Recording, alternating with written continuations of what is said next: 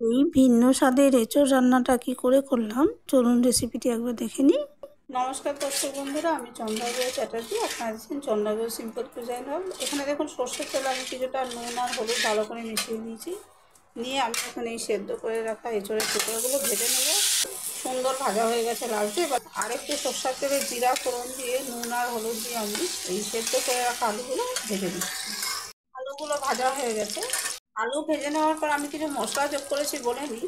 এটা আছে হিং, এটি হিং, হলুদ, শুকনো লঙ্কার গুঁড়ো, কসুরি মেথি, এটা হচ্ছে গরম মশলার গুঁড়ো, এখানে আছে গোলমরিচ গুঁড়ো, আর এখানে আছে দারচিনি গুঁড়ো, এটা তো তেজপাতা। এবারে আমি এইগুলো মশলাগুলো কষিয়ে নেবো। দেখুন আমি আমার পছন্দ মতো এখানে মশলা ব্যবহার করেছি। এইগুলো ব্যবহার করে আমার রান্না করলে আমার খুব ভালো লাগে সেই তরকারিটা খেতে। আপনারা যদি কেউ রেসিপিটি ট্রাই করেন তবে নিজেদের রুচি মতো মশলা ব্যবহার করবেন। শুকনো মশলাগুলো যোগ করে নিয়েছি। এখন আমি একটা মশলার পেস্ট দেবো এতে। বলে নিই এতে কী আছে। এতে আছে কাজু, আদা, ধনে আর জিরা, ব্যাস আর কিছু নেই। এই মশলার পেস্টটা আমি এখন এতে দিয়ে দেখুন আমি বাটা মশলাটা মিশিয়ে দিয়েছি আর তার সঙ্গে একটু গ্রাইন্ডার ধোয়া জলও দিয়েছি। এটা আমি ভালো করে কষিয়ে দিচ্ছি। কষা হয়ে গেছে, কি সুন্দর তেল ছেড়ে এসছে। এখন আমি একটু গুড় এতে দিয়ে দিলাম। আমি চিনি দিই না, তারপর এতে গুড় দিলাম। এইভাবে পনিরের গ্রেভিও তৈরি করে পনির রান্না করতে পারেন, খুব ভালো লাগে। আমি ওইভাবেই করি, নানাভাবে করি। এবার আরেকটু তেল ছেড়ে আসার পর আমি কষিয়ে নিচ্ছি। দেখুন মশলা থেকে কি সুন্দর তেল ছেড়ে এসছে। এখন আমি এই যে ভেজে রাখা এঁচড়গুলো সব দিয়ে দিলাম।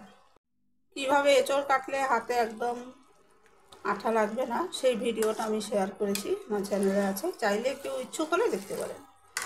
আর আশা করি নিরাশ হবেন না, আমি ওইভাবেই কাটি, একদম আমার হাতে আঠা লাগে না। এই বাটিতে আমি এঁচড়টা ভেজে রেখেছিলাম, সেই বাটিতে করে একটু জল নিয়ে আমি দিয়েছি, আর একটু নুন দিয়ে দিচ্ছি।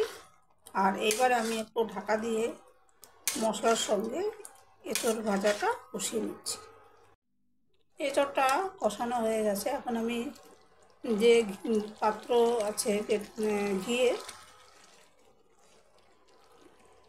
এইটা একটু জল দিয়ে দিয়েছিলাম, হালকা ঈষৎ উষ্ণ জল।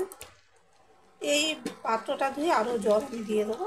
আর শেষে আর আমি ঘি মেশাবো না, এতেই তরকারিটা সুন্দর স্বাদ হবে। এই পাত্রটা ধুয়েই আমি বাকি জলটা দিয়ে দিচ্ছি। আর আমার ঘিয়ের পাত্র যদি শেষ হয়ে যায় তখন যে তলানি থাকে এরকম ঈষৎ উষ্ণ জল দিয়ে আমি সেটা তরকারিতে দিয়ে দিই। একটু বেশি করেই দিলাম, এঁচড়গুলো সেদ্ধ হতে সময় লাগবে।